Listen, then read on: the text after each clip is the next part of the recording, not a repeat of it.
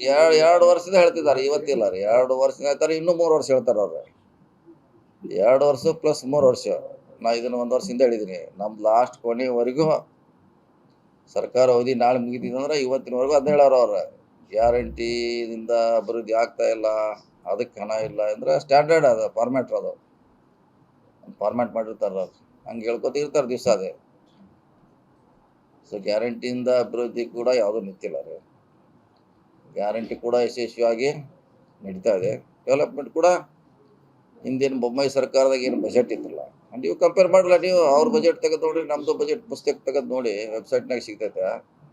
ಅವ್ರು PWDಗೆ ಎಷ್ಟು ಕೊಟ್ಟಿದ್ರು ಬೊಮ್ಮಾಯಿ ಅವರು, ನೀರಾವರಿಗೆ ಎಷ್ಟು ಕೊಟ್ಟಿದ್ರು, RDPRಗೆ ಎಷ್ಟು ಕೊಟ್ಟಿದ್ರು, ಕಂಪೇರ್ ಮಾಡಿ ನಿಮ್ಗೆ ಸಿಗ್ತೈತೆ ಅಂದ್ರೆ ಗೊತ್ತಾಯ್ತಿ ಕಡಿಮೆ ಇದೆಯೋ ಹೆಚ್ಚಿದೆಯೋ ಅಂತ. ಸುಮಾರು ಹೇಳ್ತಾರಂತೆ. ನೀವು ಕ್ವಶನ್ ಮಾಡಿ, ನೀವು ಒಂದ್ಸಲ ರಿಸರ್ಚ್ ಮಾಡಿ, ಇನ್ವೆಸ್ಟಿಗೇಷನ್ ಮಾಡಿ, ನೀವೇ ಪ್ರಶ್ನೆ ಕೇಳಿದ್ರೆ ಅವ್ರು ಸುಮ್ಮಾಗ್ತಾರ.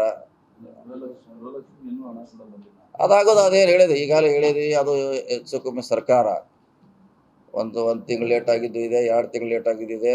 2 ವರ್ಷ ಕೊಟ್ಟಿದ್ರಲ್ಲ ನಾವು, ಮಾರ್ಚ್ವರೆಗೆ ನಮ್ಗೆ ಸಿಗ್ತಾ ಇದೆ. 2 ವರ್ಷದವರೆಗೆ ಕ್ಲಿಯರ್ ಇದೆ. ಡಿಲೇ ಅಂತ ಆಗೋದ್ರ ಅದರಲ್ಲಿ ಏನೋ ಪ್ರಶ್ನೆ ಇಲ್ಲ. ಸರ್ಕಾರ ಅದು ಯಾಕಂದ್ರೆ ಇಷ್ಟು ದೊಡ್ಡ ವ್ಯವಸ್ಥೆಯನ್ನು ನೋಡ್ಕೋಬೇಕು. ಒಂದ್ಸಲ ದುಡ್ಡು ತೆಗೆದು ಈ ಕಡೆ ಹಾಕ್ತಾರ, ಈ ಕಡೆಯಿಂದ ಆ ಕಡೆ ಅಡ್ಜಸ್ಟ್ ಮಾಡ್ತಾರ.